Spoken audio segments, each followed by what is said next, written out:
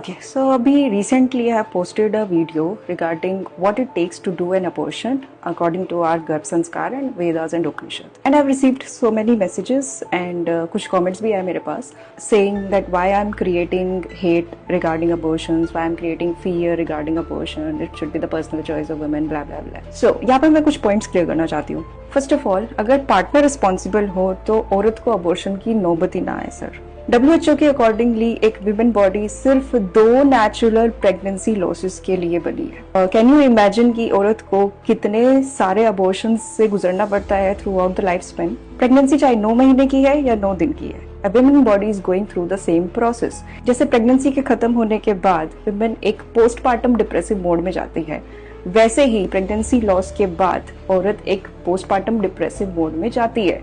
And who is taking care of her mental health if she is doing abortion in every 6 months? Pregnancy खत्म होने के बाद एक औरत की बॉडी को रिकवरी और रिलैक्स की जरूरत पड़ती है. अबॉर्शन के बाद भी एक वुमेन की बॉडी को रिकवरी की जरूरत पड़ती है, बट जब तक रिकवरी होती है तब तक दोबारा अबॉर्शन का नंबर आ जाता है. एंड बिकॉज हम बहुत ग्रोस लेवल पे जीते हैं, सो हम देखते हैं कि औरत कंसीव करती है, औरत अबॉर्शन के प्रोसेस से जाती है, औरत अबॉर्शन के साइड इफेक्ट्स को झेलती है. सो ओवरऑल हम अबॉर्शन के प्रोसेस को एक वुमेन एक्ट की तरह देखते हैं. But tell me one thing, when pregnancy is mutual, then how come abortion is just औरत का decision?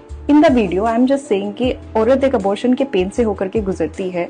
Man is also suffering, not in terms of body, but in terms of money, in terms of business, in terms of relationship, in terms of family. And family is also suffering in some other ways. And obviously ये तो बहुत ही logical है ना कि अगर हमारी family members में से कोई हमें छोड़कर चला जाता है तो हम उसकी आत्मा की शांति के लिए कुछ यज्ञ करते हैं या उसका अंतिम संस्कार करते हैं. पर यहाँ पर भले ही 4 हफ्ते के लिए ही सही, वो था तो आप ही का बच्चा ना, आप ही उसके पेरेंट्स थे, उस सोल ने आपको एज ए पेरेंट चूज किया था.